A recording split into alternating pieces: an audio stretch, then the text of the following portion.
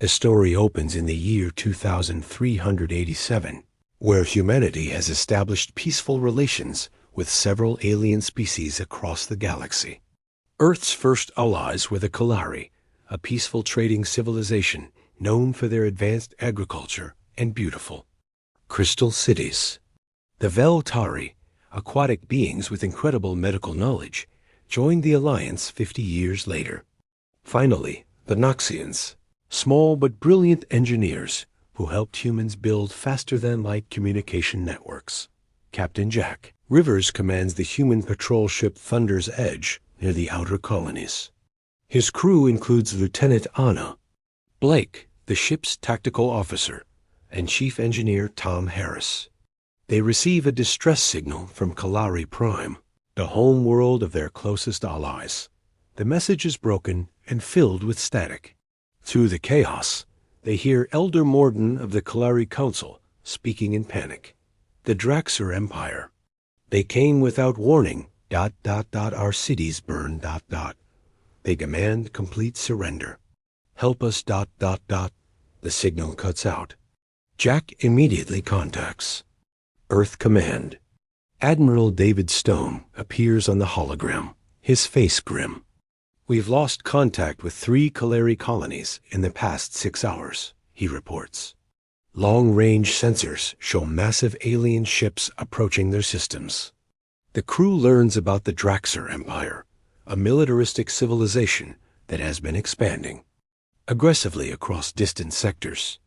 They are known for their brutal conquest methods and their belief that only the strongest species deserve to survive. Their ships are massive, black vessels armed with planet-destroying weapons. Intelligence reports reveal that the Draxer had been studying human military tactics for months.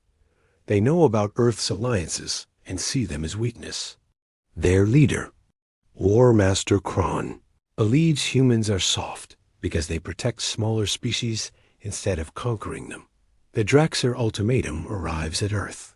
Surrender your pathetic allies to us, or watch them burn. You have 72 hours to decide. Do not interfere, or face the same fate. President Maria Santos calls an emergency session of the Human Defense Council. Some officials suggest negotiation, arguing that direct confrontation with the Draxer could mean human extinction. Others demand immediate military response, but the decision becomes clear when more reports arrive. The Draxer have begun their attack on Veltar, the aquatic world. Thousands of innocent Veltari are dying. Their underwater cities are being destroyed. By orbital bombardment, Jack's ship receives another transmission, this time from Healer Quanta of the Veltari. Please. Our children. They're targeting our nursery caves. We cannot fight back. We are not warriors. Anna slams her fist on the console. These monsters are killing civilians. We can't just stand by and watch. Tom checks the ship's systems. Our weapons are ready, Captain. The whole fleet is waiting for orders. Admiral Stone makes the announcement that changes everything. The Draxer Empire has made a fatal mistake. They think humanity will abandon our friends to save ourselves. They don't understand what they've awakened. The scene shifts to Earth's massive orbital shipyards. Thousands of human warships begin launching simultaneously. The Titan-class battleships, the Fury-class destroyers, and the experimental Ghost-class stealth fighters all prepare for war. But the most shocking revelation comes when President Santos activates the Phoenix Protocol. This is humanity's most secret military program, developed during the early space expansion years. Hidden throughout human space are automated defense platforms, each carrying weapons that could destroy entire fleets. The final scene of Part 1 shows War Master Kron on his flagship Dark Conquest. He watches his forces devastate another Kalari colony and laughs. Let the humans come, he growls. We will show them the price of defying the Draxer Empire. What Kron doesn't know is that humanity's response will be unlike anything the galaxy has ever seen. Humans don't just protect their allies, they avenge them. And when humanity goes to war, They don't fight to win battles. They fight to end wars permanently. The stage is set for an epic confrontation. The Draxer Empire thinks they understand human nature. They believe humans are weak because they form alliances instead of conquering weaker species. But they're about to learn that humanity's greatest strength isn't their weapons or their ships. It's their absolute refusal to abandon those who trust and doubt. As Part 1 ends, the human fleet begins jumping to hyperspace, heading toward the first battle that will shake the very foundations of galactic power. The Draxer wanted to test humanity's resolve. They're about to get an answer that will echo across the stars for centuries. 40-8 hours after the Draxer ultimatum.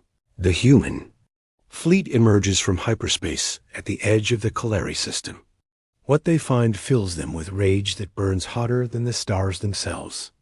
Captain Jack Rivers stands on the bridge of Thunder's Edge, watching the tactical display with growing anger. 3 Calari planets show massive destruction. There, beautiful crystal cities, which took centuries to grow, are nothing but glowing craters. Orbital stations drift as burning wreckage. Worst of all, the sensors detect thousands of Calari ships fleeing in panic, while massive Draxer vessels hunt them down like prey. "Sir," Anna reports, her voice tight with emotion, "I'm reading 17 Draxer heavy cruisers and 1 dreadnought. They're firing on evacuation ships full of civilians." Jack watches a Calari transport, packed with families trying to escape, explode under Draxer fire. The alien children aboard that ship will never see another sunrise. Something cold and deadly settles in his chest. "All ships." Admiral Stone's voice comes through the communications array. "This is not a rescue mission anymore. This is extermination. Show them what happens when they threaten our friends." The human fleet splits into 3 attack groups. The main battle group, led by the massive battleship Earth's Hammer, moves directly toward the Draxer dreadnought. The second group, composed of fast destroyers, races to protect the fleeing civilian ships. The third group, including Jack's Thunder's Edge, begins hunting the scattered Draxer cruisers. War Master Kron receives reports of the human arrival on his flagship. He seems amused rather than concerned. "Only 60 human ships?" He laughs. "We have over 100 vessels in this system alone. These mammals have signed their own death warrant." What Kron doesn't understand is that humans don't fight fair when their friends are dying. Every human ship carries experimental weapons that have never been tested in real combat. Earth scientists have been preparing for this day since first contact with hostile aliens. The battle begins with a surprise that shocks the Draxer. The human ships don't charge forward like typical military forces. Instead, they seem to vanish. Advanced stealth technology, combined with tactics learned from centuries of human warfare, makes the entire fleet nearly invisible to Draxer sensors. The first Draxer cruiser dies without ever seeing its killer. Jack's ship materializes directly.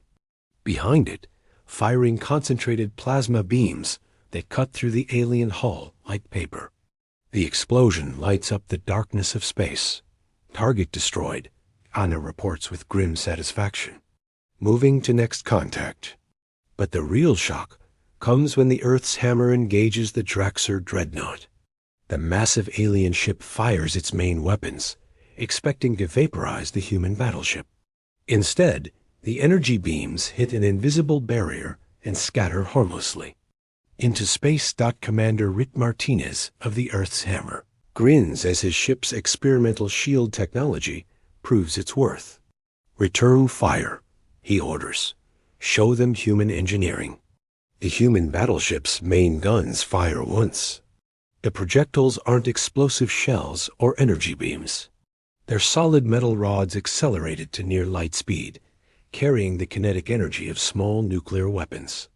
When they hit the Draxer dreadnought, the results are devastating. The alien ship's armor, designed to resist energy weapons, provides no protection against pure kinetic force. The metal rods punch through the hull, creating massive internal explosions. Secondary systems fail across the ship as the devastating impact rattles every deck. Kron finds himself thrown to the floor of his bridge as his supposedly invincible flagship shudders under human fire. "Impossible," he roars. "Their weapons shouldn't be able to penetrate our armor." His tactical officer, panic in his voice, reports the unthinkable. "Sir, we've lost 40% of our ships in the first 10 minutes. The humans are using weapons and tactics we've never encountered." The truth is that humanity learned long ago that the best way to win a war is to fight it in a way your enemy cannot predict or counter. While other species developed energy weapons and traditional space combat tactics, humans perfected kinetic weapons, stealth technology, and coordinated swarm attacks back by the end of the first battle. The Draxer fleet is not just defeated, it's annihilated. Of the 100+ ships that entered the Kalari system, only 12 escaped to hyperspace. The rest are floating wreckage, testament to human fury unleashed. But this victory comes at a terrible cost. Elder Morden contacts the human fleet with devastating news. The Draxer have taken millions of our people as slaves. Our children, our elders, they're being transported to Draxer space as we speak. Jack's jaw tightens as he processes this information. The Draxer didn't just attack Earth's allies, they stole them. And humanity doesn't negotiate with slavers. "Prepare for hyperspace jump," he orders his crew. "We're taking this war to their front door." The Draxer Empire has ruled through fear for over 2 centuries. Their home systems, protected by massive fortress stations and patrol fleets, have never been threatened by any enemy. War Master Kron believes their core worlds are completely safe from human retaliation. He is catastrophically wrong. Deep in the Draxer territory, on the industrial world of Vex High, thousands of captured Kalari, Veltari, and Noxian prisoners work in slave camps. The conditions are horrible beyond description. Elder Morden, once a respected leader, now carries heavy metal parts in a factory that produces Draxer weapons. His hands bleed from the sharp edges, but Draxer guards beat anyone who slows down. Young Kalari children, barely old enough to walk, are forced to crawl through narrow maintenance tunnels to repair machinery. Many die from exhaustion or toxic fumes. The Veltari, who need water to survive, are given only enough to keep them alive. Their beautiful, flowing movements have become slow and painful, but the slaves don't know that help is coming. Captain Jack Rivers leads a task force of 30 human ships through uncharted hyperspace routes. These paths, discovered by brave human explorers, allow the fleet to approach Draxer space from directions the aliens never expected. Chief Engineer Tom works around the clock to mask their energy signatures, making the ships nearly impossible to detect. "Sir," Honor reports from her station, "we're picking up transmissions from the slave camps. The aliens are bragging about how many prisoners they've taken." Jack's expression becomes stone cold. "Record everything. When this is over, I want the galaxy to know exactly what kind of monsters we're dealing with." Meanwhile, on Earth, President Santos activates the second phase of humanity's response. She contacts the Hegemony Council, a loose alliance of older, more established alien species who have remained neutral in galactic conflicts for centuries. Honorable Council members, she addresses the assembled aliens via holographic conference. The Draxer Empire has committed acts of genocide against peaceful species under human protection. We invoke the ancient right of retribution. The right of retribution is an old galactic law that allows any species to respond with unlimited force when their allies are enslaved or murdered. Most civilizations never invoke it because the consequences are usually too terrible to contemplate. Council Speaker Veloth, an ancient being whose species has lived for millennia, responds gravely. "President Santos, the right of retribution means total war.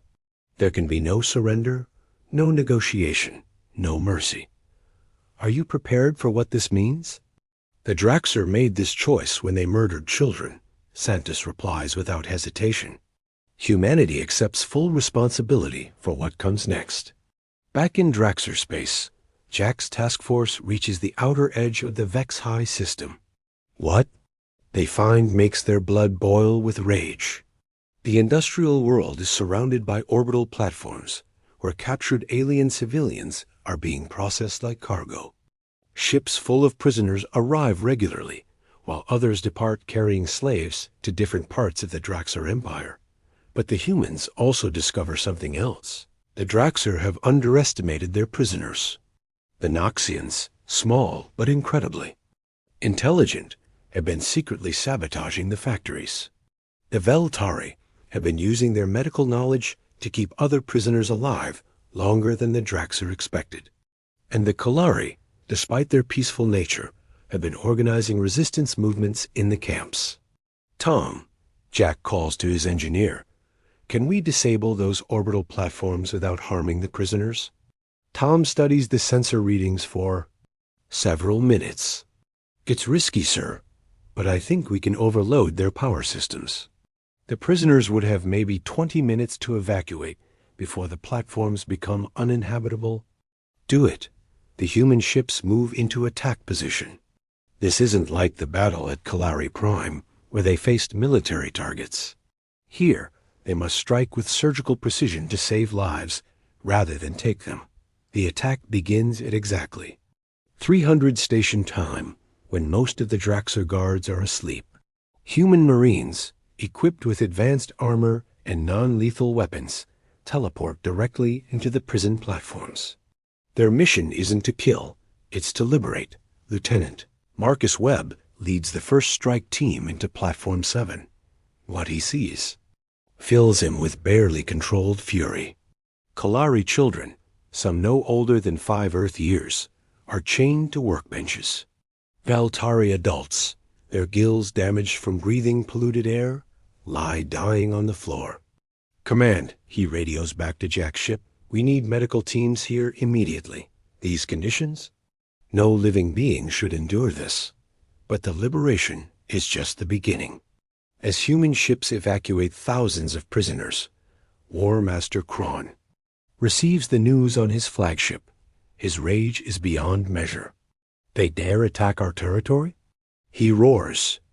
Mobilize the entire Third Fleet. I want every human ship destroyed, and I want their homeworld burned to ash.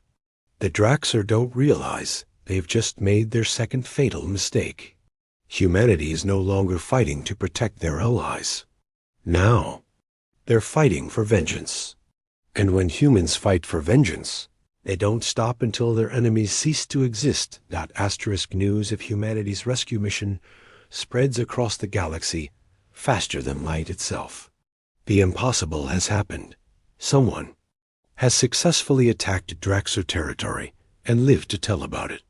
More importantly, they saved thousands of slaves in the process. On the peaceful world of Altara Prime, home to the Xanthari species, High Chancellor Oryx calls an emergency meeting. The Xanthari have remained neutral in galactic conflicts for over 1,000 years, but what they're hearing changes everything. The humans didn't just defeat the Draxer fleet, reports Intelligence Chief Nala, her voice filled with awe.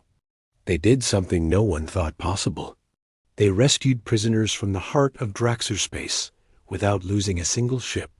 Chancellor Oryx, whose people value honor above all else, makes a decision that shocks his advisors. Send a message to Earth. The Xanthari Confederation offers military alliance to humanity. Similar scenes play out across dozens of worlds. Species that have lived in fear of Draxer expansion for decades suddenly see hope. The Corvan Republic offers their advanced shield technology. The Mishari Union provides intelligence on Draxer. Military positions. Even the mysterious Shadow Syndicate, known for staying hidden, emerges to offer support, but the most significant response comes from the Architect Coalition, a group of ancient species that helped establish galactic civilization. itself. Their representative, Prime Architect Zeal, contacts President Santos directly. Humanity, his voice carries the weight of millennia. You have done something remarkable. Not since the Great Purge 3,000 years ago has any species shown such dedication to protecting the innocent. The Coalition formally recognizes Earth's right of retribution and pledges full support. This means access to technology that most species can only dream of. Weapons that can destroy stars. Ships that exist in multiple dimensions simultaneously. Most importantly, the location of every Draxer military installation in the galaxy. Meanwhile, War Master Kron's rage has consumed all rational thought. He orders the complete mobilization of the Draxer Empire's military might. Every ship, every soldier, every weapon is directed toward one goal: the complete extinction of humanity and their allies. I don't care if it takes a century, he declares to his assembled fleet commanders. I want every human world turned to glass. I want their allies enslaved or dead. Most importantly, I want their home planet Earth to serve as an example to any species that dares oppose us. The Draxer Third Fleet, consisting of over 300 warships, begins moving toward human space. But they make a crucial error in judgment. They assume this will be a conventional war between military forces fighting over territory and resources. They don't understand that they're fighting humanity's first. War of Extinction. Captain Jack Rivers receives new orders from Admiral Stone as his rescued prisoners are transferred to hospital ships. The message is brief but clear. All human forces are authorized to use Protocol Omega. No restrictions. No mercy. No survivors. Anna looks up from her console, confusion on her face. Sir, I'm not familiar with Protocol Omega. Tom, who has higher security clearance, explains grimly. It means we're not trying to win battles anymore, Lieutenant. We're going to end the Draxer Empire permanently. What the aliens don't know is that humanity spent 2 centuries preparing for exactly this scenario. When humans first reached the stars and encountered hostile species, they made a promise. Any civilization that commits genocide against human allies will face complete destruction. The human fleet begins implementing tactics that terrify their new alien allies. Instead of engaging Draxer ships in honorable combat, humans use psychological warfare. They broadcast recordings of the slave camps throughout Draxer space. They target military families and government officials, not to kill them, but to show them exactly what their empire has done to innocent children. On the Draxer home world of Krexener, citizens see images of Kalari children dying in slave camps for the first time. The government has always told them that conquered species are treated well. The truth creates the first civil unrest in Draxer history. But the most devastating human tactic is revealed when the Draxer Third Fleet reaches the edge of human territory. They expect to find military defenses and prepared battle lines. Instead, they find empty space. Commander Lisa Park of the stealth ship Silent Death watches the massive Draxer fleet from a hidden position. Her ship is equipped with humanity's most secret weapon, quantum mines. These devices exist in a state of quantum superposition, making them completely undetectable until they detonate. All units, she transmits to the hidden human fleet. The trap is set. Begin Phase 2 of Protocol Omega.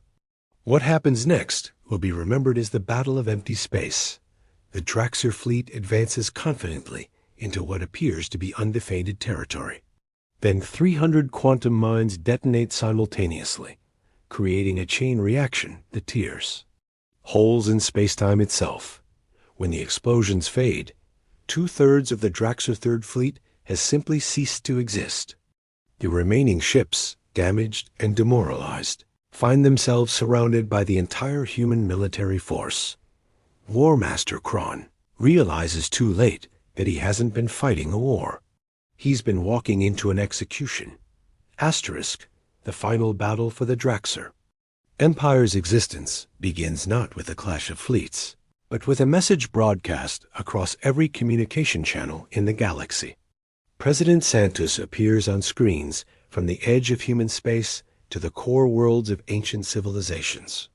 "People of the galaxy," she begins, her voice calm but carrying the weight of absolute determination. "Today marks the end of the Draxer. Empire, not their defeat, their complete removal from existence. Let this serve as a warning to any species that believes genocide and slavery are acceptable tools of conquest. War Master Kron, trapped in the middle of human space with the remnants of his once mighty fleet, watches this broadcast from his damaged flagship. For the first time in his military career, he feels something he has never experienced before. Fear. Impossible, he whispers. No species has the power to destroy an entire empire. He is about to learn how wrong he is. A human fleet doesn't attack immediately. Instead, they systematically shut down every escape route. Ships appear from hyperspace at perfectly calculated positions, forming an impenetrable sphere around the Draxer forces. But these aren't just human vessels anymore. Captain Jack Rivers stands on the bridge of Thunder's Edge, now flagship of the largest military alliance in galactic history. Ships from 17 different species fight alongside humanity. The Zenthari provide their unbreakable armor technology. The Corvan Republic offers weapons that fire bursts of pure energy. The Ancient Architect Coalition contributes vessels that seem to bend reality itself. Sir, Anna reports, we're receiving surrender offers from individual Draxer ships. Jack's expression doesn't change. Protocol Omega is in effect. No surrender. Accepted. This seems harsh until the full scope of Draxer crimes becomes clear. Intelligence reports reveal that the Draxer Empire has enslaved or murdered over 50 million innocent beings across a dozen species during their expansion. They have destroyed entire civilizations for resources. Most horrifically, they have used sentient beings as experimental subjects for biological weapons. Elder Morden, now recovered from his ordeal in the slave camps, contacts Jack directly. The elderly Kalari's voice carries unimaginable sadness. "Captain, we have found the records from their research facilities. They ... They experimented on our children. Thousands of them. They were trying to create diseases that would only affect non-Draxer species. The revelation steals humanity's resolve. This isn't just war anymore. It's the surgical removal of a cancer from galactic civilization. The final assault begins with a display of technological superiority that shocks even humanity's allies. Human ships begin firing weapons that don't just destroy targets, they erase them from existence. These quantum dissolution beams break down matter at the subatomic level, leaving nothing behind, not even debris. But the most terrifying moment comes when Admiral Stone activates humanity's ultimate weapon, Project Starfall. Hidden throughout human space for decades, massive installations have been converting entire asteroids into kinetic projectiles. These aren't simple rocks, they're precisely engineered weapons, designed to travel faster than light and strike with the force of stellar explosions. The first asteroid weapon hits War Master Kron's flagship, the Dark Conquest, a ship that has terrorized dozens of species for over a century. Simply ceases to exist. One moment it's firing desperately at human vessels. The next moment, there's nothing but expanding gas where it used to be. The psychological impact on the remaining Draxer forces is instantaneous and complete. Their most powerful ship, commanded by their greatest military leader, has been erased as easily as wiping words from a page. But humanity isn't finished. The asteroid weapons continue firing, targeting not just military vessels, but every Draxer. Installation in space. Orbital platforms, mining stations, research facilities, all of them disappear under the relentless kinetic bombardment. On the Draxer homeworld, Citizens watch in horror as their space-based civilization is systematically demolished. Their government, finally understanding the scope of human capability, sends a desperate message. We surrender. Complete surrender. Please stop the destruction. President Santos responds personally. The Draxer Empire forfeited any right to exist when they murdered children. However, Draxer civilians who played no part in these atrocities will be relocated to designated worlds under galactic supervision. Your military forces and government officials will face trial for crimes against sentience. The war ends not with a final battle, but with silence. The Draxer military simply stops existing. Their ships are gone, their bases destroyed, their leadership eliminated. In less than 72 hours, humanity has removed an entire interstellar empire from the galaxy dot, but perhaps the most important moment comes afterward, when rescued prisoners from dozens of species gather on Earth for a ceremony of remembrance. Elder Morden, speaking for all survivors, delivers words that become legendary throughout the galaxy. We learned that humans don't just make friends, they make family. And when you threaten their family, you don't face their armies. You face their absolute refusal to let evil exist in the same universe as those they love. The galaxy has learned a lesson that will echo through history. Humanity's greatest strength isn't their technology or their tactics. It's their complete inability to tolerate the suffering of innocence. When humanity goes to war, they don't fight for victory, they fight for justice. And justice, backed by human determination, is an unstoppable force. The stars themselves remember. The day an empire fell because they made the fatal mistake of threatening Earth's friends. The end.